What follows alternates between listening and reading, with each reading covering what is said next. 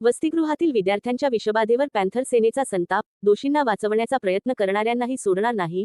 दीपक केदार. नंदुरबार जिल्ह्यातील शहादा तालुक्यातील नवबौद्ध समाज कल्याण विभागाच्या वसतिगृहातील विद्यार्थ्यांना अन्नातून झालेल्या संशयित विषबाधेच्या प्रकरणाने आता राजकीय आणि सामाजिक वातावरण तापले आहे.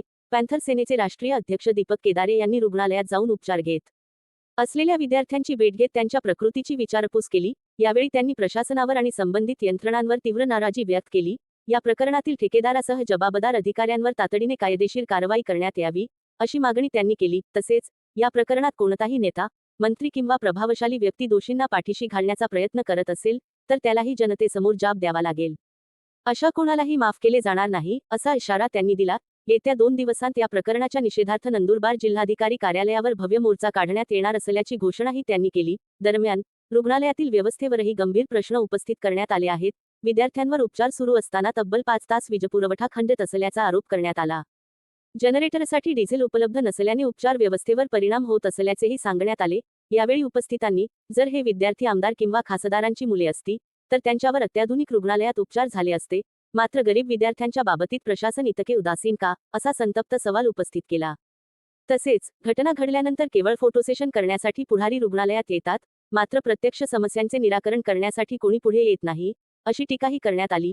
या संपूर्ण प्रकरणाची सखोल चौकशी करून दोषींवर कठोर कारवाई होते की नाही, याकडे आता संपूर्ण जिल्ह्याचे लक्ष लागले आहे.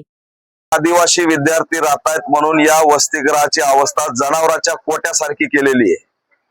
रूम चांगल्या नाहीयेत, रूमला दरवाजे नाहीयेत, जुन्या गाद्या आहेत, बेड जुनी आहेत आणि अतिशय मी संडास बाथरूम मुलांचं बघितलं तर त्या ठिकाणी जेलचे जे काही संडास बाथरूम असतात त्याच्याही पेक्षा बदतर हालत झालेली आहे. एकाही बाथरूमला दरवाजे दिसत नाहीत, नळ नाहीत आणि अशा अवस्थेमध्ये किचन असेल, एकदम किचन सुद्धा बेकार आहे.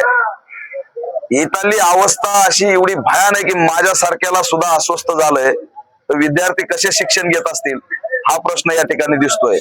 कोणत्या तरी क्रिस्टलचं कॉन्ट्रॅक्ट आहे क्रिस्टल कंपनीचं. 1 वर्षापूर्वी त्यांनी इथं 2 वॉशिंग मशीन जम्बो दिलेले आहेत आणि त्यांना त्या वॉशिंग मशीन कशी चालवायचं याचं ट्रेनिंगच दिलं नाही म्हणून त्या रूम मध्ये पीटी पॅक वॉशिंग मशीन पडलेले आहे. एखाद्या इलेक्ट्रॉनिकचं जे काही वॉरंटी ती 1 वर्ष 2 वर्ष असते, 5 वर्ष असते. वॉरंटी जर गेली तर या मशीनीचा फायदा काय? या मशीनी आणल्यात कशाला? विद्यार्थ्यांनी कपडे धुवू नयेत म्हणून वॉशिंग मशीन आहे त्या दाबल्यात, इथं गाद्या आहेत त्या लपवल्यात. म्हणजे नेमकं चाललंय काय याची सखोल चौकशी महाराष्ट्रात झाली पाहिजे आणि महाराष्ट्राचे सामाजिक न्याय मंत्री यांनी या हॉस्टेल सहित अनेक वसतिगृहांची भेट घेतली पाहिजे आणि सगळे कॉन्ट्रॅक्ट जे ब्लॅक लिस्टेड झालेले ते रद्द केले पाहिजेत. इथं माणसं राहू शकत नाहीत, जनावरांचा कोटा केलाय आणि दुर्दैवाने हा मनुवादी अजेंडा आहे.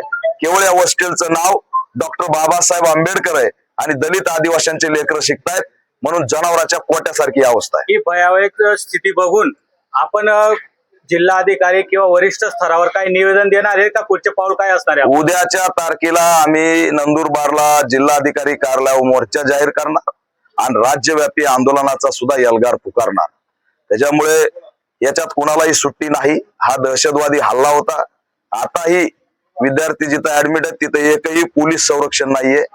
विद्यार्थ्यांना भयभीत केलं जातंय. त्या हॉस्पिटलची लाईट घातली जाते आणि एखाद्या विद्यार्थ्याचा जीव जावा आणि महाराष्ट्रात कायदा व सुव्यवस्था निर्माण व्हावा असं कुणीतरी इथं षडयंत्र करतंय.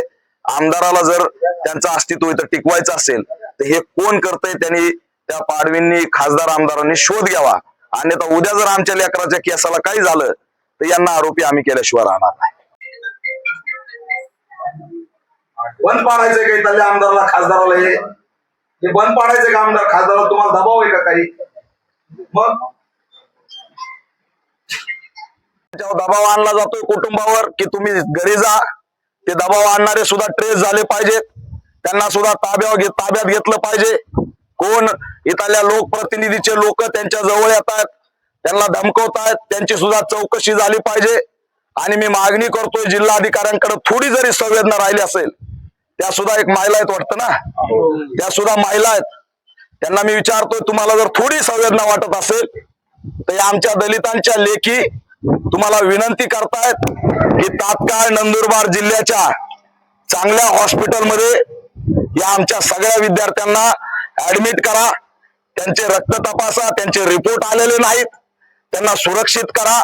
एकाच्या जरी केसाला धक्का लागला तर महाराष्ट्र पेटल्याशिवाय राहणार नाही, याचे वाईट परिणाम झाल्याशिवाय राहणार नाहीत. कारण विद्यार्थी आताही संकटात आहेत. त्यांना कोपऱ्यात फेकल्याने मुद्दा कोपऱ्यात फेकल्यासारखा होणार नाही, एवढं लक्षात ठेवा. त्यामुळे माझी विनंती आहे कलेक्टर मॅडमला की आत्ताची आत्ता हे हॉस्पिटलला लाईट का नाही, इथं इन्चार्ज का नाही, त्यांना असणाऱ्या सुविधा का नाहीत पोरांना, त्यांचा पुन्हा एकदा चेकअप करून त्यांना जिल्ह्याच्या ठिकाणी हलवावं आणि चांगल्या दर्जाचं त्या ठिकाणी त्यांना हॉस्पिटल मिळावं, ही सुद्धा आम्ही या माध्यमातून मागणी करतो. तुम्ही जर आजपासून आमच्या वसतिगृहाची व्यवस्था जर बदलली नाही, तिथं जर आम्हाला परिवर्तन दिसलं नाही, चांगली सुविधा जर त्या ठिकाणी दिली नाही, तर येणारा काळ या सगळ्या राजकारण्यासाठी धोक्याचा असेल, लक्षात ठेवा. तुमच्या सभा आम्हीच लावतो आणि तुमच्या सभेला गर्दी सुद्धा आम्हीच करतो. त्याच्यामुळे कोणती गर्दी कशासाठी असेल याचा तुम्ही अंदाज आपण लावू शकणार नाहीत. आमच्या तरुणांच्या तोंडाला जर तुम्ही फेस आणत असाल तर तुमच्या तोंडाला सुद्धा फेस आणल्याशिवाय राहणार नाही, हा इशारा सुद्धा गर्भित इशारा इथून देतोय. अरे काय तुम्ही आम्हाला वागणूक देताय, जनावर नाही तेवढं लक्षात ठेवा. आणि म्हणून हे शैक्षणिक अॅट्रॉसिटी आहे, सामाजिक न्याय घडवून आमचा हत्याकांड घडवण्याचा हा प्रयत्न आहे, याचा आम्ही असणारा निषेध करतो. आणि लवकरच ही घटना दबली असं कुणी समजू नका. येणाऱ्या या 2 दिवसामध्ये नंदुरबार मध्ये आम्ही असणाऱ्या या लेकराच्या न्यायासाठी मोठं आंदोलन छेडल्याशिवाय राहणार नाहीत, हा इशारा सुद्धा या माध्यमातून देतो.